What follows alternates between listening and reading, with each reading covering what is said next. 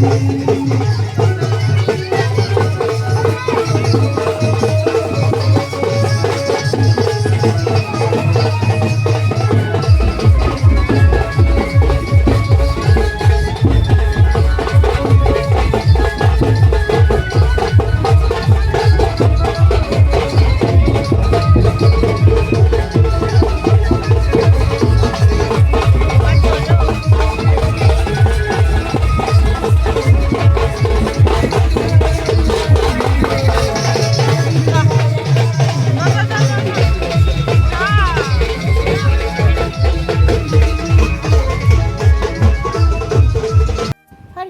রাধে রাধে প্রিয় ভক্তরা, কেমন আছো তোমরা সবাই? আশা করছি সবাই সুস্থ এবং খুব ভালো আছো।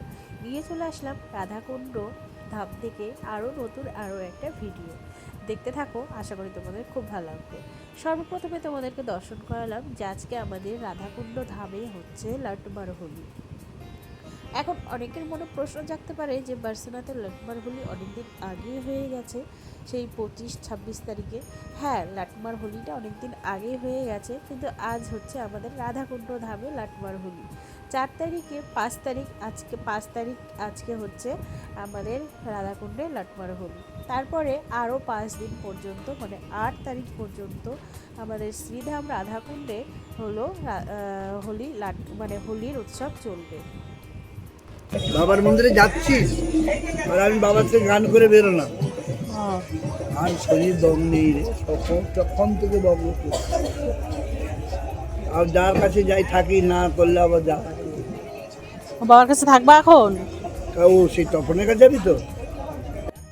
এই বাবা আজই এসেছে, তাই সকালবেলা এসেও কিছুক্ষণ কীর্তন করেছিল, এখন আবার কীর্তন করে সন্ধ্যা আরতি টারতি হয়ে গেছে এবং আমাদের মদনমোহন ভোগ টোগ পেয়ে গিয়েছে। তো ইনি একটু পরিক্রমা করার জন্য এসেছে, আর এই যে আমরা বৃন্দা দেবীকে নিয়ে একটু বাবার ওখানে যাচ্ছি। সবার প্রথমে আবার একটু কথা বলে দিচ্ছি যে যেখানেই আসো না কেন, মানে আমাদের রাধাকুণ্ড বলো এবং বৃন্দাবনে বলো এবং বার্সেনা বলো, নিজের সাবধানটা নিজের কাছে। যে কোনো যখনই রাধাকুণ্ডে বলো কিংবা আমাদের যমুনা মায়ার ওখানে বলো, যখনই স্নান করতে নামবে তখনই একটু সাবধানের মতো, মানে নিজের সাবধানটা নিজের কাছে রেখে, যে পাস মোবাইল সব কিছু কিন্তু সাবধান করে রেখে তারপরে স্নান আদি করবে। কারণ আজই হচ্ছে আমার মা মানে রাধাকুণ্ডে স্নান করতে গিয়েছে, তো সেখানে আমার এক দিদি আছে, সেই দিদির কাছে পাসটা মানে রেখে দিয়েছে। তার মধ্যে 15,000 টাকা ছিল, মোবাইল ছিল, জপের মালা ছিল, আরও যাবতীয় অনেক ছোটোখাটো জিনিস ছিল। সম্পূর্ণ একটা ছোট্ট পার্স ব্যাগের মধ্যে রেখে সেটাকে সাইডে রেখে, মানে ওই দিদিটার কাছে দিয়ে, মানে দিদিটা আগে স্নান করলো তারপরে মা নামলো, তো দিদিটার কাছে রেখে দিয়ে স্নান করছে। কিভাবে যে দিদির পাশের থেকে নিয়ে চলে গেল কেউ কিন্তু বুঝতেও পারেনি। তো তার জন্য মানে একটু তো অসুবিধা হচ্ছিলোই। আর মা কিছু পয়সা নিয়ে এসেছিলো যে বাবাকে পয়সা দিবে এবং বৈষ্ণব সেবা করবে, কিন্তু সেটা তো হলো না। যাই হোক, রাধারানীর এটাই ইচ্ছা। তবে সবাই একটু সাবধানে থাকবে। পয়সাটা অতটা দুঃখ লাগছে না যে পয়সাটা গেছে, মোবাইলটা গেছে।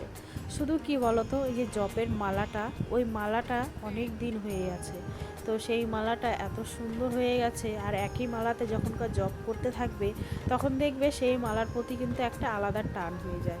তো মা বলছে আমার মোবাইল হারিয়ে গেছে, পয়সা হারিয়ে গেছে, অত দুঃখ নেই, কাজ করলে আবার পয়সা চলে আসবে। মোবাইলটা নিতে হয়তো আবার একটু কষ্ট হবে, মোবাইলটা নিব, তো বারবার ফোন আসছে, ভয়েস দিতে একটু অসুবিধা হয়ে যাচ্ছে।